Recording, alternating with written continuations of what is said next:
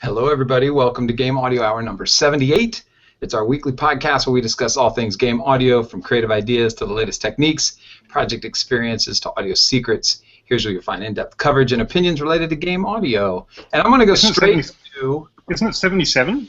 It's 78. 77 was last week. Oh, sorry. I should probably check YouTube and make sure. I'm not sure. Anyway, Alex, I was going to go to you anyway because we have got all this fancy new rebranding. We've been busy. Well, take it back. Alex has been really busy coming up with a cool logo because that lime green color I chose before, although a really good logo by a friend of mine, Greg, we decided to kind of rebrand it into a different direction, and we'll tell you why later. But anyway, we've kind of replaced the look of the website. We've got a new logo that you can see in our lower thirds. We've got new Twitter stuff. We got new Facebook things. Alex, tell me more. You've been going crazy. Yeah, it's been like a mad rush to get all this done in a week. As Carl said, we have some exciting news, and that will elaborate why we've suddenly rebranded later on in the show. But if you look closely at the logo, there are a few things I'd like you to notice. Firstly, it goes to 11 because, you know, Game Audio Hour, it's all about going to 11, isn't it, Kyle? I noticed that first thing. I counted the little hash marks around. Yeah, second thing, we basically decided to sort of streamline our site. I think like we've been doing this for more than a year now, haven't we? Yeah. And, you know, we've come through sort of a whole... lots of different. We tried Twitch. We had a forum. We had calendars and stuff on the website. And we had blog posts from people, and we had download section. And I think now that we've sort of reached, we've come out of puberty, and we're now into our early adulthood. And I think we have a better idea of who we are and what we're here for, what we're doing, what people want from us. And so it was time to sort of archive the past and look forward to a new bright future. Now, the other thing I'd like you to notice about the logo is if you look really closely at it, you'll notice that it's a bit blurry, and there's a reason for that. To actually, so that we could be as authentic as possible, what I did for the logo is I created an Illustrator, because I used to do graphic design, so Illustrator is my thing. Then I used my wife's old non-retina iPad, which just like got rid of the chunky pixels. And then I took it into our toilet, closed the door where it was pitch black at night, got the tripod out, positioned it down on top of the iPad, showing this logo at low brightness, and then did like a 30-second camera exposure to get that sort of old pixel bloom. So it's actually sort of mixed media. You know, we're all about mixed media here at Game Audio, aren't we? I was going to say, in Photoshop they got a thing called bloom. Yeah, that's right. That's the easy way to do it. You know me. I like to make things a bit difficult. I think it looks authentic and way cool. I love it. Thank you, Val. Thank you for that. Yeah. So here we are. This is the new streamlined, Game Audio, and you'll notice on the top page, if you've come via the top page, there's a little section that says, on today's show, watch this space for some exciting news about something coming to that spot. So we'll get to that in a moment. But first, let's go to the left. Yeah, I'm going to Mike. I was going to try to catch Mike while he was having his coffee. Well, sorry, Kyle. I'd love to say hello, but I'm intoxicated by the beauty of our new website and consequently beyond the capacity for coherent speech. So you'll have to come back to me a little later. Okay, I'll go up to Vince. Hey, Okay. Vince, how you doing? I'm doing pretty well, although I feel like I don't have a cool label here. I can't sport the new logo. I mean, you guys know who I am, but I suppose new viewers wouldn't know who I am. Yeah, Maybe I can replace it here. I've got this fancy box. Oh. Yeah, who needs lower thirds when I got this? I'll just hold this for the entire episode and show off. I can't wait to install this on my new machine. I'm still seeing cellophane on there. You haven't even ripped it open? I still got work to do, Priorities. So is Fireface your new nickname? That's my question. Oh, hey, I could do that. Vince Fireface Diamante, I'll take that. Vince CX. Vince EX. I'm not sure about that. I think I'll stick with Vince for now. Let's do that. Well, guys, it is good to see you again. So we had a few topics we were going to cover, right? Who wants to go first? Ooh. Well, I guess I sort of hinted at that. Oh at yeah, the end of last week's episode. Yeah. Yep. And yeah, we were talking about musicians and music composition and how they are used as marketing, and the importance of both music as marketing as well as the music composer as marketing. Last week there was this whole issue of AAA and triple I and game music genres and all that, but I think it's also important to recognize at a really base level how the music composer is actually being used and how they're being contracted. So there's a big difference, for example, in a music contract that exists between a music composer and a developer versus a music composer and a publisher. And most of the time when I was working with publishers, so besides Flower, I also did other things for Sony, that was actually with the publisher. I never dealt with the developer, or legally my relationship was not with the developer.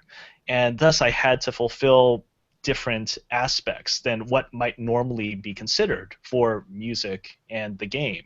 It wasn't really necessary for me to hit levels or hit particular cinematics that the developer was going through. Typically the contracts just stipulated I needed to do this much music. They might often stipulate I need to be able to be free to do certain interviews or do bits of marketing for the department, because a lot of times the money would be coming out of the marketing budget for the video game and not out of the general development budget for the game.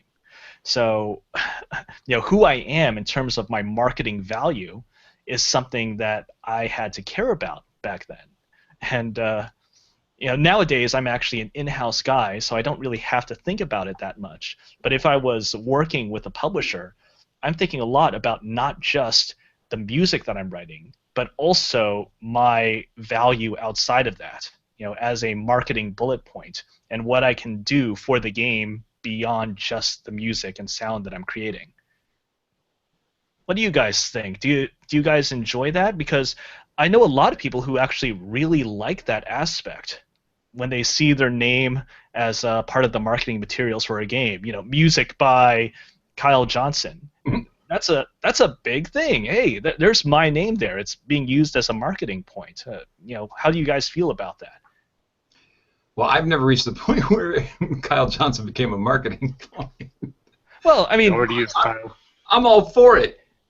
I mean, it's not just, obviously we see that with really big titles, but also with small titles. Indiegogo and Kickstarter, they'll have an update and say, hey, we got this person to do the music for our game, or at least he'll be doing the music for our game when it gets funded. Check out their SoundCloud here. And that's supposed to be able to create extra energy, a little bit extra drive there for the fervor that's supposed to be building up for this game. Yeah, I think it does. Absolutely.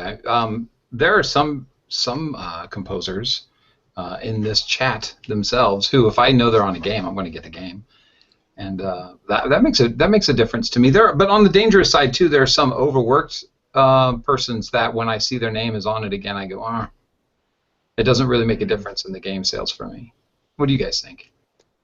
I think it depends. The versatility of the composer comes into play as well. If you have both ways are good. If you're an extremely versatile person, then it might be a sense of, oh, look, let's have a listen to what he's done next. If you're Mike Shapiro, then it's like, well, let's just buy it anyway because it's going to be fantastic. Not saying that you're not versatile, Mike, but just the knowing what you're going to get musically, I think is nice. And I like we're all in agreement about the fact that the status of game audio and the status of awareness of what music can do for music, what music can do for games, what good sound effect design can do for games can always use a little bit of a boost. I think, therefore, even if it's somebody that you're not familiar with, the fact that it's actually there separate from, this whole game was created by this studio, rather than that, for example, art designed by this person, music by this person, the fact that it's sort of slightly separate and used as it's kind of like a little marketing tool there, just sort of, even if you don't know the composer, it sort of elevates the status of the music a little bit. I think outside of a few figures, there's very little name recognition among game composers, at least in terms of the mainstream. I think there's always going to be game aficionados of a particular genre or game music aficionados who are going to have everybody memorized back to the dawn of time and whatever software engineer programmed the sine waves for Pong. But in general, there aren't a lot of household names among game composers. So I think one scenario where this kind of marketing arises, and Vince alluded to this, I think, was when you have a case of Indiegogo or Kickstarter financing, where a game project is trying to really establish its credibility as a professional venture.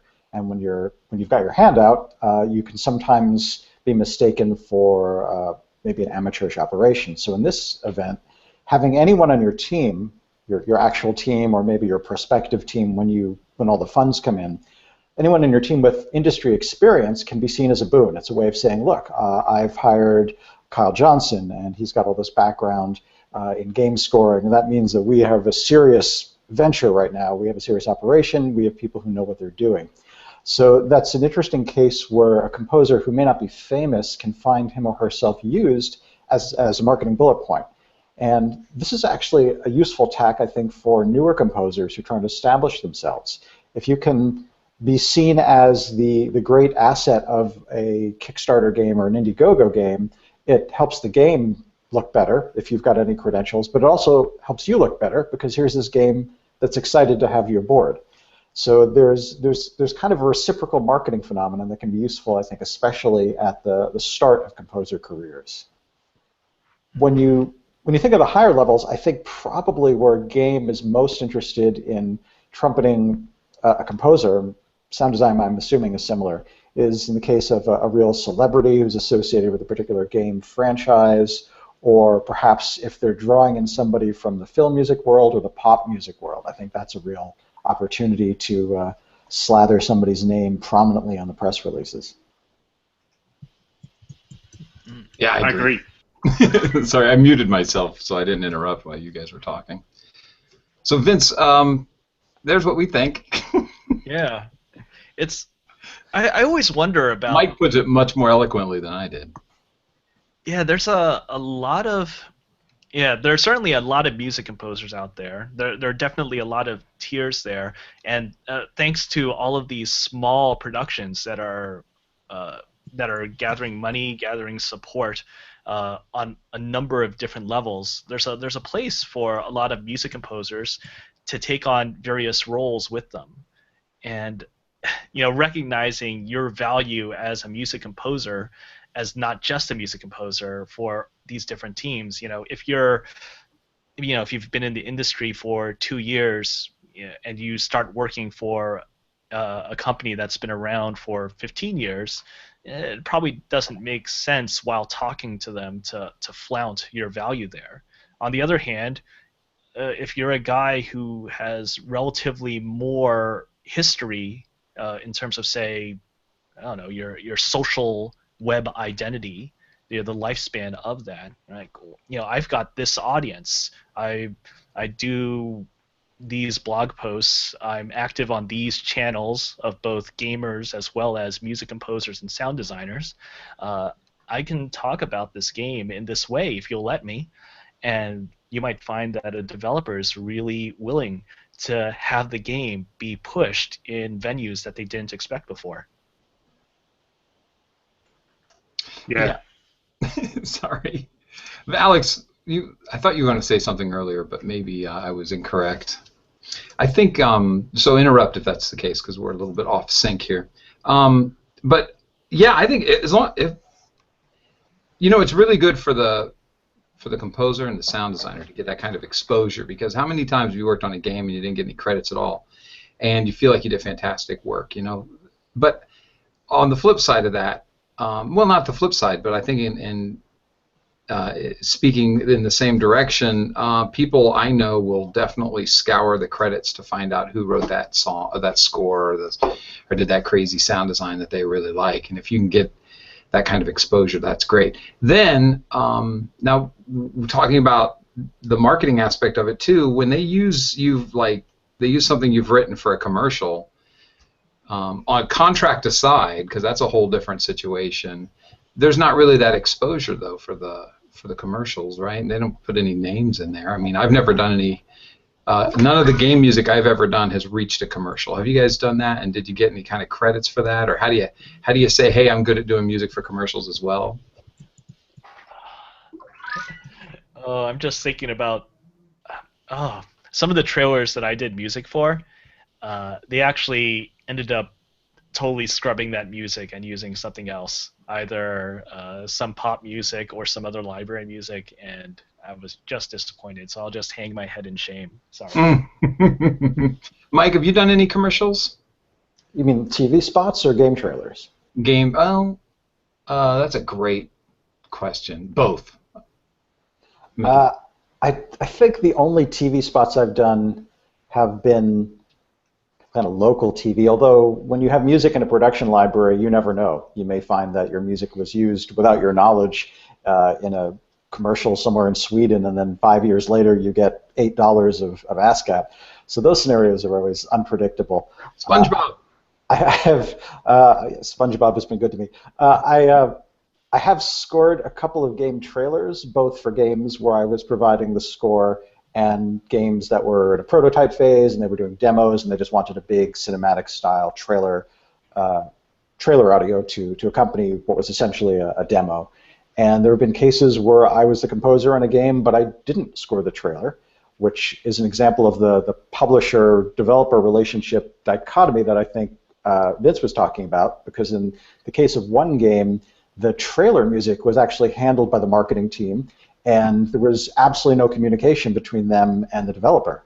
So it wasn't a case where they said, you know, we've listened to the entire score of this game, and we just don't think there's anything exciting enough for the trailer, and frankly, we don't trust your composer at all, so we're just going to get some library music. It was that they just had this video for a game that they never played and didn't know anything about, and their job was to make the promotional video. So there was a real dichotomy there. So I've scored trailers where I haven't scored the game, and I've watched helplessly as the trailers for games that I've scored have been scored without my consent or approval. Oh. So sorry. Go ahead, Alex.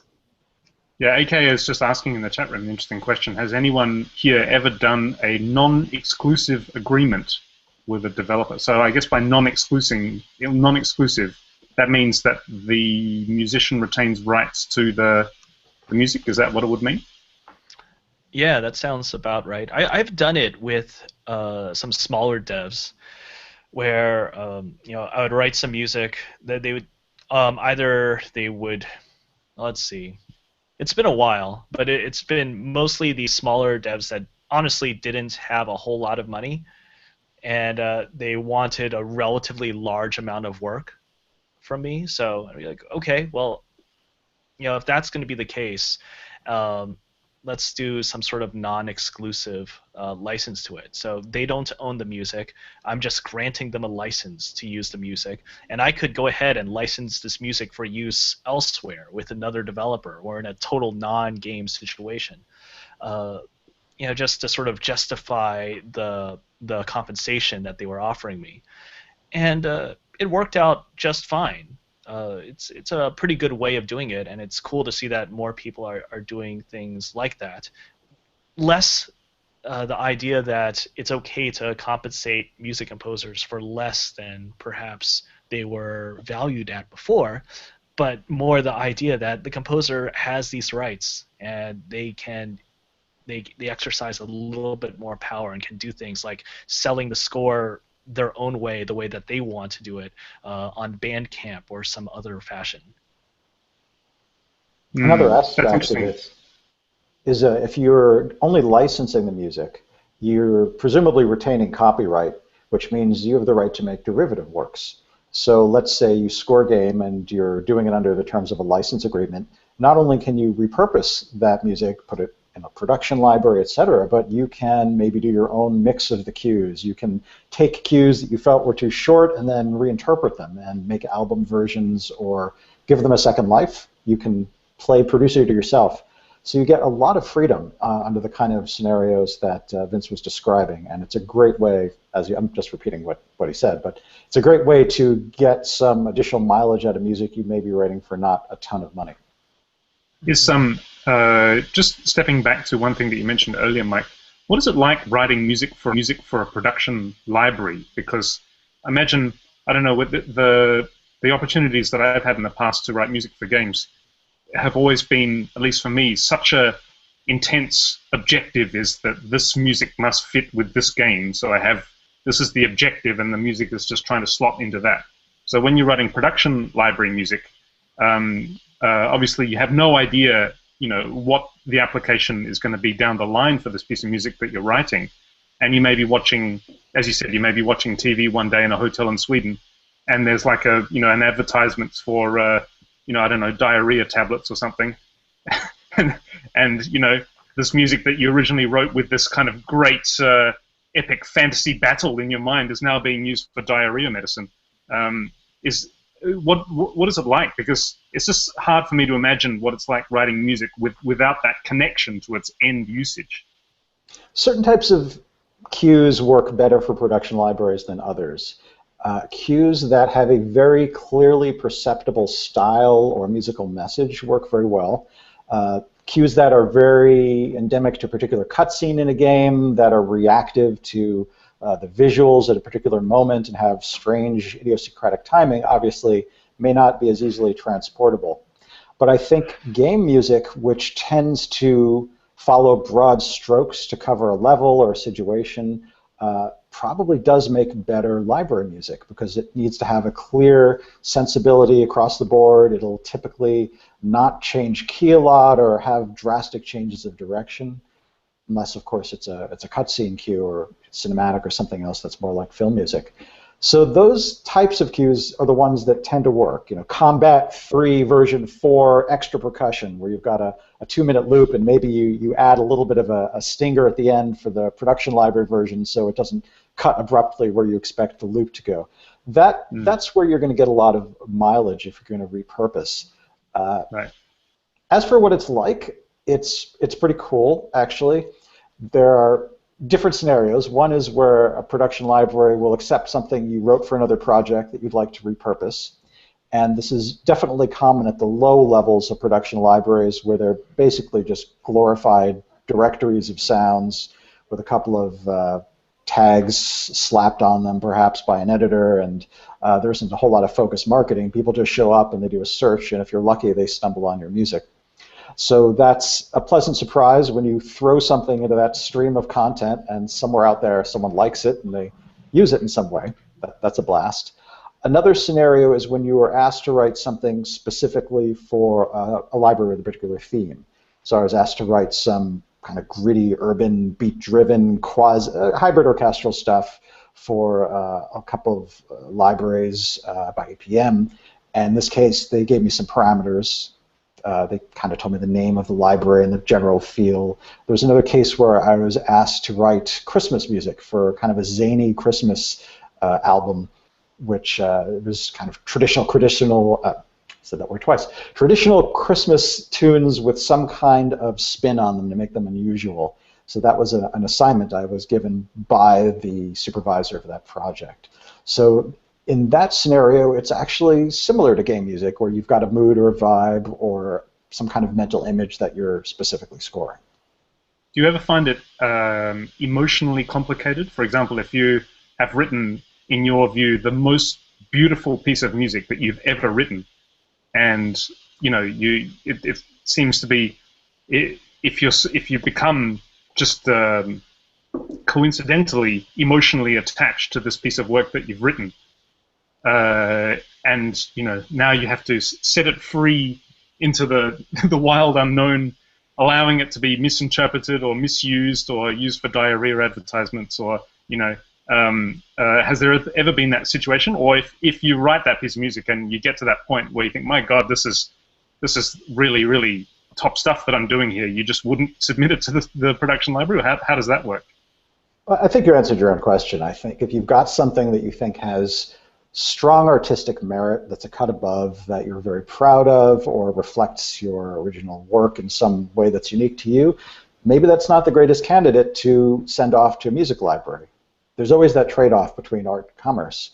You might want to keep that for yourself and maybe make it an album piece, or turn it into a piece of concert music, or just have it not associated with that Swedish diarrhea commercial, depending on your sensitivities.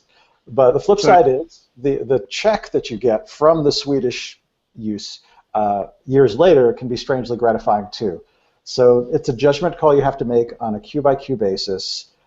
Generally, the stuff, if you write something that's meaningfully artistic, chances are it's not the greatest. It's not going to be the greatest production library music because it won't be generic enough, as strange as that sounds. It might be too idiosyncratic and too much of your soul. And if there's too much of your soul, not only should you not give it up, but maybe it's not the greatest thing to give up in the first place. This leads me into an interesting tangent. Do you guys get emotionally attached to your own music when you're writing it for a specific game project? By accident. Yeah. So how much do you really sort of emotionally latch yourself on? Because I think as professional artists, I guess you could call us, sounds really pretentious, but in our line of work, obviously, we've got to catch a bit of flack every now and then. People say, no, I don't like that, I don't like this, can you make that like this? You've got to learn to, you've got to get thick skin to take on board some of the criticism in a constructive manner, and not get, oh my God, you don't understand what I'm doing with this. How can you not understand this music? So we do need to develop thick skins to take that kind of criticism constructively. However, of course, we're all human, and obviously what we're doing when we're writing pieces of music is we're trying to embody an emotion that we are sort of extrapolating from ourselves and putting into a piece of music for a certain emotional cue in the product. So there is always going to be a certain element of emotional connection with the music that you're writing. But to what extent do you guys get emotionally connected with the music, or are you just strictly clinically professional? It's like, no, this is not an extension of myself, this is just a product for a product? Well, I used to get really wrapped up in it, and Ian Stocker straightened that out because I was late. I kept delivering stuff late, and he was kind, and he said, this isn't your opus, just let it go. Just let it. So I try to keep that in mind. But lately I've been writing some stuff with Mike, and it's been really awesome because the emotion has just been, it's kind of in the kind of pocket of the kind of music I want to write anyway. And so that makes it easier to be attached to it because it's easier to write because it's kind of the way my brain thinks, and then on top of that I really like what it is because it's the kind of music I like to listen to, because aren't we all just trying to create what we like anyway from what we've heard in the past? And so in that case, I'm probably more attached to these cues than I would be ordinarily.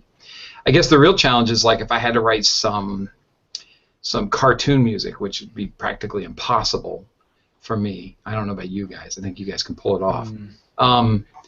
I would have to not be attached to that music just to finish it because I would just be too judgmental. It's hard to let the kids out the door if I'm constantly well, I just say it that way. It's hard to let the kids out the door, and so if I were doing some kind of music that I'm not very versed at, I would just constantly be checking it and worried about it. I like what Adriano said in the chat room. He says, every piece I make is the greatest for about 3 days, and then I think it sucks. I think that's part of it too, right? So for me, if it's something I'm not versed at, I gotta let it go. I gotta be very antiseptic about it. And if it's something I already dig and love, then it just automatically registers with me. And on top of that, even the ones that register with me, when I hear them played back later, I go, oh, I shouldn't have done that. Should have made a different decision. But when it goes out the door, yeah, that's the answer. Sometimes not. Usually when I'm writing music, actually, I'll actually change that. Pretty much all the time when I'm writing music, I don't do the stuff that I naturally want to write, because I think that there's always something that needs to be written more than the stuff that I enjoy. My music listening tastes are actually really wacky. Like for video game music, I absolutely love some of these Japanese composers like Hitoshi Sakamoto and Kohei Tanaka and those guys. And actually, I really like a lot of bubbly pop. I love a lot of modern electronic pop music. I like rock, but the stuff that I write is stuff that I feel very strongly about it existing more than I feel strongly about the actual act of writing it. So I feel like, okay, this piece of music that I'm writing for this game, this is going to be absolutely fantastically great. But it's also not naturally me, so I have a very easy time of just letting it exist out there. And actually, when I go back to listen to it later, it feels like it's a different person that wrote it, because psychologically it was a different person that wrote it. It was me acting as I feel someone should be acting in order to make something that needs to be made. Oh, man, I can relate to that. I listen to a lot of stuff when I get ready to write. Or especially if I'm in a relaxed state. Do you guys do this? You listen to some piece and you go, that's fantastic, and I like what he did with the oboes, and that's a really cool triangle thing he did up in the corner there. I'm going to use that on my next one. And then you get there and you completely forget all of that stuff that you stored in your brain for a couple of days, remembering I'm going to do this and do that. And then I sit down and I ham-fist at the keyboard, and it comes out just sounding like me, like I forgot to do that stuff. Do you guys do the same thing? Yes. Hey, whatever. Yeah, Is the question whether we do a lot of preparatory listening, but then kind of forget what we listened to, and that becomes subconsciously incorporated in our own creative process?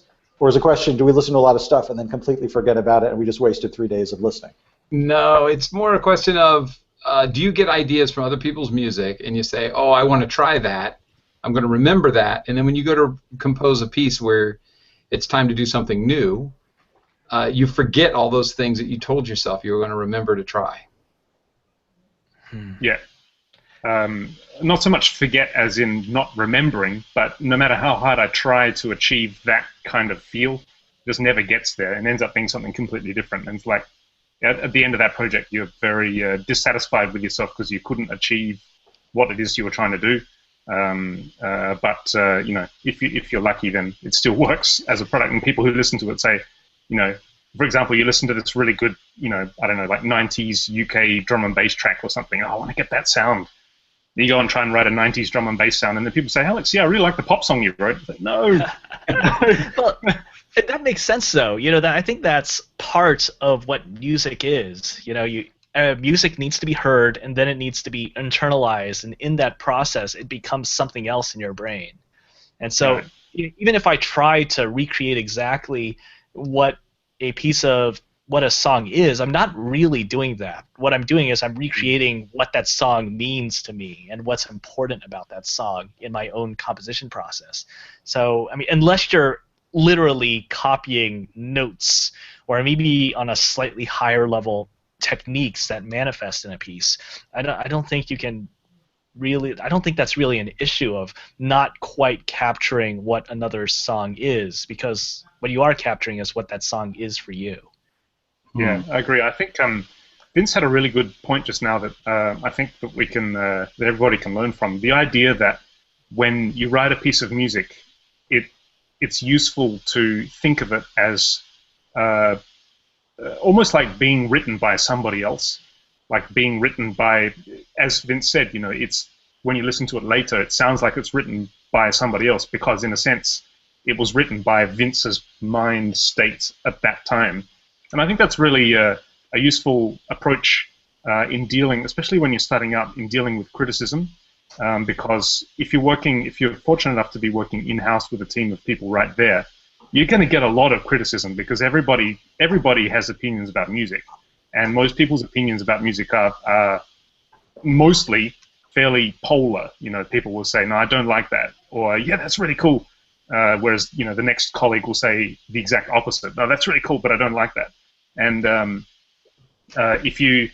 obviously, we all want to, like Kyle said, we're making music that basically ourselves we like to listen to ourselves, and so if you're able to create something, put it out there, and then sort of convince yourself that this was not written by me, it was written by somebody else, then listening to it objectively with a colleague and taking on board feedback becomes, fairly friction-free because you're able to sort of listen to the cue that you've written with your colleagues, and they may say, "Oh, I don't really like this," or I was doing this exact thing happened to me yesterday. I realized I'm trying to write another piece of music for the track that we're working on, the Vitae Backroom, and the guys are right there in the room with me. And so, pull off the headphones, flip up the amplifier, and say, "Guys, what do you think of this?" It's a real tense moment when you're doing that because you're worried about what they're going to think of what you've done. And of course, the reaction was, "No, it's not really heading in the right direction that we were thinking of." So there's two potential reactions to that. There's to sort of take it as a personal hit, which we're all human, and as much as we'd like to try and be professional and say, "Oh, you shouldn't take it personally," of course you take it personally because it's part of yourself there. You wrote it with the idea that yourself that that it's going to be suitable, and for people to not think that it's suitable, it's kind of you can take a hit from that. However, as Vince said, it's useful in that situation to be able to think, well, this is not actually written by me. It was written by that person a few hours ago who was convinced that this was the right direction. Vince CX Fireface Vince CX. That's right. Yeah. Fireface Diamante wrote that, not Vince. That is. Yeah, and so it is kind of useful because we all need to find tools for dealing with that because, when you're first starting out, dealing with direct criticism, it's really hard, and we all have to get used to it as people in the kind of creative arts industry, but it's hard. Mm-hmm. Well, maybe it's... Oh, go ahead, Vince, sorry. I think this is, this connects to a larger game design thing. One thing that I learned while I was studying game design is explicitly game design, is that all of these various roles, when they're working, they are making the thing that they believe in, but simultaneously they are also advocating for the experience that the player will have. So being aware of who you are, as well as your relationship with all the possible people that are out there, and the fact that those targets are constantly moving, it's so difficult to advocate for a player who you might not know, or a player that you are still searching for, or a player who you think you are familiar with, but you realize you could become more familiar with what their tastes are and what they really enjoy. They're so it's a really very crazy world that we live in. It's rather different from a lot of people who are just pure artists and working on whatever their craft is, whether it be music or visual art or whatnot. Hey, I'm just going to spit out this thing. That is me. But we actually have to be so cognizant of all the people that are out there, our relationships with other people in the team and the possible players that are out there for the game we make. Yeah, that's so true. So true. So, guys, shall we make our special announcement? I think we should. The time has come. I think the time has come. So, so we've been doing this a year, and we reached out to a couple of people to see if we could drum up some sponsors, and we landed a sponsor. And we'd like to thank Isotope for sponsoring this show and all of our future shows that they feel like sticking around with us on. I'm not signing Isotope up for sponsorship for the rest of the life of Game Audio Hour, but it was really awesome. So many great people at Isotope, and in doing the sponsorship, they're allowing us to hold a contest and give away some software. And so if you guys are looking to win some special Isotope software, this is the place to be. I'm going to put up on the screen the software that we are giving away in this contest. how you win it. I'll explain it right now. Let me just get my screen share going over here so we can pop on over. Hold on, Chase has dropped out of the chat room. We better wait for him to come back. He wouldn't want to miss this.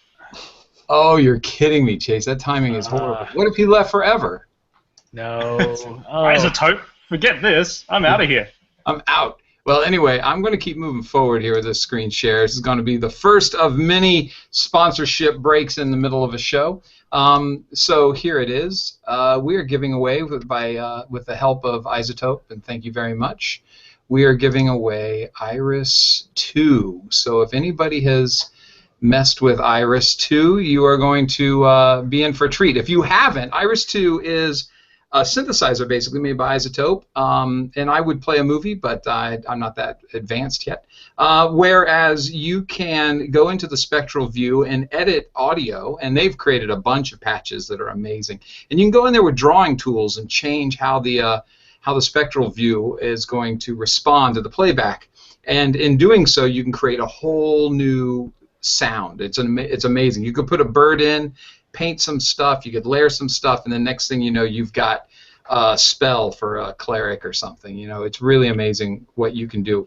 So here's how you win. So get on Twitter and tweet to both @GameAudioHour and @Isotope Inc.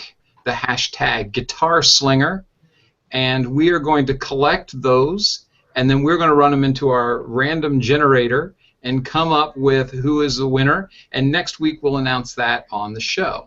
So again, hashtag Guitar Slinger Game Audio Hour and Isotope Inc. And you can put anything else you want in there. We're just going to look for that hashtag Guitar Slinger, collect all the names into a box, throw it into a magic machine, and come up with a random number and announce next week who won the software. And the Isotope people will be in touch with you afterwards. Did you guys see that on the screen? Did that all work? Oh, yes. Yeah, good. Very nicely. Yeah, I think it really cannot be emphasized enough how cool Iris is. And, yes. You know, there's so many people out there that are using Iris in so many interesting ways. You know, so the way that Arca uses Iris, for example, is totally different from the way that I would use Iris, and totally different from the way other EDM guys, other pop music guys would use Iris, because it's such a high-resolution tool for actually shaping your sound. So the process just creates hugely different sounds, and you might find that you're doing something totally different and something that's cool and something that's uniquely you while you're using it. Absolutely, and thank you, Isotope, for your sponsorship, and we're really excited to be partnered up. If you also want to see what kind of weird stuff you can do with a tool like Iris, there's a song by Aphex Twin. If you search YouTube, I'll put the link in the show notes, called Aphex Twin Spectrogram. At the end of the song, he drew a face using, in the spectrogram, he drew a face, and as the play marker goes past that face, it comes up with this crazy sound. So there's all kinds of really fun things you can do by smearing the spectrogram around and doing some really creative things. I'll put that in the chat. So yes, thank you, Isotope. Woo! I would clap if my... I see that the tweets are already starting to appear for those of you jumping on Twitter and starting a search. I'd like to point out that although all you technically have to do are follow the instructions Kyle gave, if you wanted to maybe surround the Game Audio Hour tag with some words such as I like, I listen to, is cool, wouldn't that make us feel a little bit better? Yeah, I think it would. So you're encouraged to add a little bit of yourself, just as we were talking about adding yourself to music, add a little bit of yourself to this tweet, rather than just making the mercenary bare minimum of putting the tags that we told you to. So show us some love. Yes, please.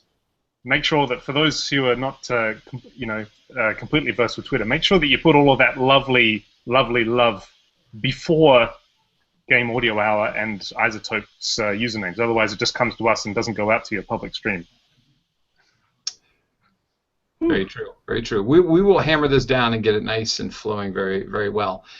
So on to the next subject. And although I need to say that in doing this, our sponsorship is going to we're going to find new creative, more I'm going to find better ways to show our love for our sponsor. I'm trying to incorporate it so I can show like some movie of the software so that you guys can get a hint of what you're in for. But this first one, kind of the first one, you know what I mean? It's never never pretty the first time you write it.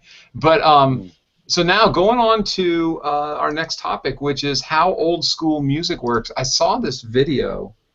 It got passed around on Twitter. I don't know if you guys saw it, where it's the YouTube channel is the 8-Bit Guy, and he did a great job with like infographics, if you will, of how music for games got started, how many limited voices there were, which chips had more voices, and it's a really fast video. Did you guys get a chance to see it? It's really cool. Yeah. I did. I watched it yesterday. Actually, it was very it was fascinating. He explains it very, very simply. Obviously he's targeting people who don't necessarily play games or don't necessarily understand basics of synthesis and electronic noise production. But yeah, he explains it very, very simply. And I was obviously, as you guys could imagine, around the 3-minute mark in the video there. As I was watching, I was thinking, oh, come on, you can't do a video about this without mentioning the Commodore Amiga. And then it was there. It's like, oh, geez, thank you. And not only did he put it in there, he chose some terrible examples for game music on the Amiga. Like, there are so many better examples of game music than the ones that he chose. However, he did put in arguably the most advanced mod. For those of you who don't know, a mod is what we used to call the name of music that was produced on the Amiga in the tracker. It's actually mod dot, because on the Amiga in those days, the file name extension goes before the file name, right, Vince? Yes, of course. So actually, it wasn't something something dot mod. It was mod dot something something. But anyway, he chose a track called Guitar Slinger, which was yes, arguably one of the most advanced tracks of the time. It was like 1992. Who did it? And the reason, well, sorry, who did it? It's a guy, I can't pronounce his name, and I think he might be Dutch. It's Jogier Lilsdal. Ouch, that hurts. If he's listening, then I'm extremely happy, but sorry, I can't pronounce your name. But I'll just post a link to the here it is. I believe that's it. Either that or I just posted a video of my daughter to no, that's it, yeah. So anyway, this is arguably one of the most advanced tracks ever on the Amiga, because what he did was he took the digitizer, yes, ladies and gentlemen, the digitizer, which was this naked PC board that you would plug into the, was it the serial port or the SCSI port, Vince? I don't remember. I don't remember either. One of the two. We had one. It was like a naked PC board with a headphone line-in jack, and basically the guy must have been a professional music producer with a whole bunch of outboard. And yeah, he basically sampled in a whole bunch of acoustic guitar samples, and then produced a track out of it. Yeah, I was very happy to see that. But the video is really good. It's very educational. There's a little bit of a shame that it stops there. Like, it kind of stops at the Amiga, which for me seems perfectly reasonable because there is nothing after the Amiga when it comes to game audio. But he sort of, I would have liked to have seen him branch into the advent of CD sound, in games, because that's very significant too. Mm-hmm. Yeah, I was also surprised that he didn't talk at all about MIDI, because honestly, MIDI was totally an option back then with things like MT32 and parallel ports, and hey, I can use my sound. Yes, I've got my Sound Blaster, but I can connect that to outboard gear as well, like one of those fancier versions of the Yamaha modules instead of the PSRs that he was showing there. So, there is quite a bit that can be done in terms of old school sounds. Well, it got me searching. I started thinking, hey, I want to get one of these keyboards that's using the old, what's the chip again? Now it escapes me, of course. The Yamaha chip. Something. I can't think of it right now. But anyway, it got me searching eBay, and for $20 and $30 shipping, I always love that. You can get the PSS 470 or something like that, which is one of the and I know it's PSS because I thought it was going to be POS for piece of, but never mind. So PSS 470. But it was one of the last keyboards made by Yamaha that used the chipset that came in that everybody was using, as he discusses in the video. And so jump on there and beat me to it. I'm going to try to capture that guy and see if I can, pump out some authentic game audio sounding game audio off of a machine that's using still the chipset. I think that would be pretty cool rather than an emulator. But the thing is, those emulators are so convenient, and they're so multitudinous. There are lots of different options for emulating, especially those Yamaha chipsets.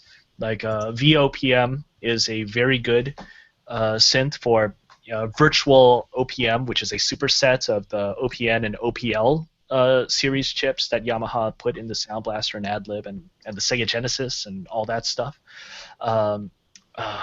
There are a bunch, like Ali James also does a virtual OPN type synth as well. But it's just such a cool sound, you know. There's more than just the sound, and in the video he also broaches on why the sound is rather different between the Nintendo and the Commodore 64. You know, the whole idea that the Nintendo has 5 channels, but they're fixed. While the Commodore 64, it has 3 channels, but those 3 channels can do rather more things than the Nintendo's 5 channels. And so the Commodore 64 could, if you use the right techniques, actually sound bigger and more full than the Nintendo. Techniques and making sounds that are idiomatic to the system is part of creating a proper retro game sound. Hey, Mike, what was the earliest orchestral software you used and audio card that you were on at the time? I don't think I ever had a system with a dedicated audio card. Well, sorry, a non-dedicated audio card. I had an Amiga which had amazing sound capabilities built in. Thank you very much. We really need a gang sign for the Amiga, unless you're proposing that that's it. This is great material for people listening, audio only. The Amiga had amazing sound, and I really taught myself how to compose using the primitive notation and sequencer tools for the Amiga. And, not primitive, Mike, not primitive. Actually, you're correct. They were really advanced at the time. They're only primitive from some people may regard them as primitive from the viewpoint of 2015, but at the time they were very advanced. The Amiga had a dedicated sound coprocessor. It could do digital audio at a time where most systems were still spitting out waveforms. So I stand corrected, or I sit comfortably corrected. But I didn't go the PC route where you had to buy a sound card and who knows what it was going to sound like. I think the whole General MIDI paradigm is terrible in the same way that Windows is terrible, because there's no unity between the hardware and the software. So the software says, play what you think an oboe sounds like, and some sound card is like, okay, I'm looking that up on the wavetable. Here's something that sounds like a dying duck. Enjoy. Who knows what the end result sounds like. That's the French horn. Yeah, it might as well be. But that's way too much answer to your question. No, it's perfect. If you guys are interested, I might have mentioned this a few weeks ago. Maybe I didn't. I know Carl's interested. He's just hiding it. There's a great app for the iPad which I actually helped beta test. It's called SID Tracker 64, and there's a link. It's actually sidtracker64.com.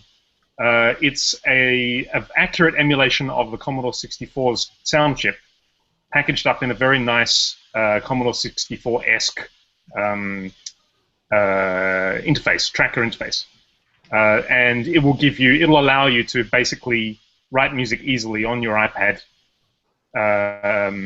using everything that the Commodore 64 could do. What is the price? It says KR. Is that crowns? What is that? Yeah, it's probably like because it's done by some guys in Sweden. Oh. Well, it's 119 of those. Yeah, I don't think it's that expensive on the. If you check the App Store, I think it's like about 5-10 minutes. That's where it sent me, the App Store for Sweden. But so that's about $20 there. Oh well, then for $20 you could get on eBay and win the real chip. I'm not getting anywhere with it. That's you're talking about the Yamaha. Oh, you're right. Oh, okay, never mind. Well, I'm going to go eBay this chip now in a keyboard. And really, who among us has not woken up in the middle of the night wondering how they could write three-voice polyphony for the SID chip in emulation on a more modern paradigm? So I'm glad that that burning need has finally been addressed. Yeah, good point. Yeah, SID chip is really cool. Sorry about that. I was mixing them together because I was waiting to do the joke, but the joke doesn't work, but I still waited. It's typical of my personality. Anyway. So SID chip. Anyway, so, all right, let that go down. Let that go. So what we had another topic, and I think we can touch on it before we go. Ooh. Well, yeah, we had a couple. It was Imogen Heap and the Sonic Couture. You guys seen the Imogen Heap? Let me look it up. Imogen Heap.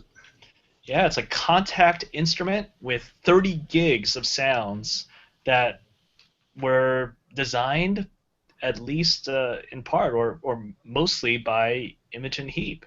So recording all sorts of things that she would use. Cello, her mouth for like various tongue clacks for percussion. Let's see, vibraphone, tongue drum, Shruti box, marxophone, glockenspiel, cocktail kit with nibbles. 30 gigs of all this stuff. And if you've heard any of Imogen Heap's stuff, you know what we're talking about. There's all sorts of stuff with moving textures and rhythmic driving lines that go throughout all of her songs that are really interesting. They can be really multi-layered, create lots of different evolving textures, and it's 30 gigs of this, and I'm actually really looking forward to trying this out because it's at a pretty decent price, honestly, for that much sonic material, 139 pounds. Yep. And my favorite is the Boom Whackers. That sounds like a band I used to be in. Yeah, there's a little. They show some of that in that YouTube video showing her recording some things in front of some. What is that? TLM. What is that? Is that a 149 or something? Yeah, I think it's TLM 49. Yeah. Is there a sonic advantage to hearing Boom Whackers used by Imogen Heap as opposed to some schlubby guy at soniccouture.com? I mean, is there something special about her Boom Whackers that we should be shelling out? Well, I think it's... You had to go there, didn't you, Mike? You had to go there. Something special about her Boom Whackers. It's the collection of all the things that she has endorsed and touched. I am interested in what exactly the scripting is for these things, because they talk about, yes, they're sampled and detailed, but also with lots of contact custom scripts and effects on them to make them, presumably very musically usable. You could get a whole bunch of recordings of this. It's not hard to actually record these things, but contact scripting is kind of a tough art, and making it so that you have something that is consistently usable is, well, that's a nice thing to have, and that is the thing that I imagine paying that, was it 139 pounds for. Yeah, I think so. I'm going to get it, but Sonic Couture hasn't made a thing that I haven't bought or gotten free. I have their entire... So, that brings to the point. I'm really picking this up because it's Sonic Couture, and they just do amazing libraries, and I just expect this one to be just as amazing as the last. But on top of that, Imogen Heap now has also been involved in it, so there's got to be some touch of brilliance in there as well. Definitely. Yeah. So, well, with that said, we've put the link in the show notes. It's a bit of a disjointed show, but we made it through because we had a lot to keep on our minds. We wanted to tell you guys about the sponsorship. Thanks again, Isotope, for sponsoring the show. We also had our topics that we wanted to discuss. I had to make art in the middle of the show because I forgot to do it for the contest, and these guys covered for me. And my camera broke. I had to super glue it within 5 minutes. Vince's lower third is not working. We're getting there. I'm just looking at this note. Did I really say cocktail kit with nipples? I don't know what you said. There's a sound drop for us. Okay, I'm gonna have to check that back. I'm gonna rewind and see what I actually said. That can't be right. No way. I don't know. A Freudian slip there. Vince, a Freudian slip. To be clear, it's a cocktail kit with what, Vince? Nibbles. Nibbles. Say that right. Nibbles. Nibbles. Again. Wait a minute. Is it just I blamed this microphone? Your pop filter turned a B into a P. Yeah, shifting all the transients. It's not your fault. That's right. Exactly. Fair enough. All right, guys. With that, I'm going to say goodbye. So I'll see you next week, everybody. Don't forget to do the contest. I see some tweets coming in already, and we will pick a winner next week. Bye. Bye.